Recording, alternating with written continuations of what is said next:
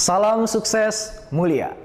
Saya percaya bahwa kita perlu intelektual, tapi di saat yang sama kita juga perlu memiliki kemampuan artistik atau seni di kepala kita. Kenapa? Karena hanya dengan gabungan keduanya kita akan mampu menghasilkan dampak yang paling maksimal dan manfaat yang paling luas. Di dalam diri kita, kita adalah seorang intelektual. Kenapa? Karena kita punya modal, yaitu otak kiri kita. Sebuah mesin hebat yang membuat kita mampu menstrukturkan masalah dengan sangat baik, menganalisanya dengan sangat baik, mencarikan argumentasi beserta dengan bukti-bukti yang konkret sehingga kita mampu menghasilkan output kesimpulan yang paling tepat sasaran. Wah, hebat ya?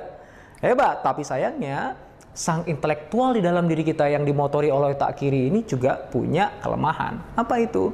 Dia ternyata hanya mampu melihat masa kini dan kemarin. Dia tidak mampu meneropong untuk masa yang jauh di depan. Dia juga hanya cenderung melihat apa yang kasat mata, yang konkret, yang terlihat. Tetapi kurang mampu menyelami perasaan manusia dan juga intuisinya. Dan itu sebabnya nggak cukup hanya menjadi seorang intelektual.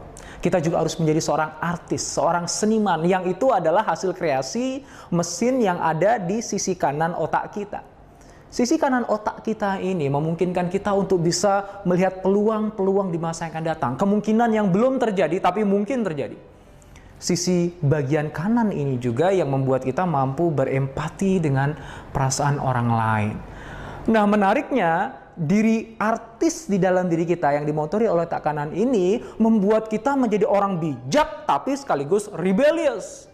Kenapa bijak? Karena kita sebelum melakukan apa-apa memikirkan kemungkinan yang akan terjadi. Dan juga memikirkan bagaimana perasaan orang lain jika itu kita lakukan. Jadi kita lebih bijak tentu saja. Tapi di saat yang bersama, sang artis di dalam diri kita ini juga membuat kita rebellious. Pemberontak. Kenapa? Karena sisi kanan otak kita ini dia selalu menolak status quo. Dia selalu mempertanyakan apa yang sekarang sudah dijalankan. Nah, menarik kan? Ada dua sisi di dalam diri kita. Satu sisi adalah seorang intelektual, di sisi yang lain adalah seorang artis.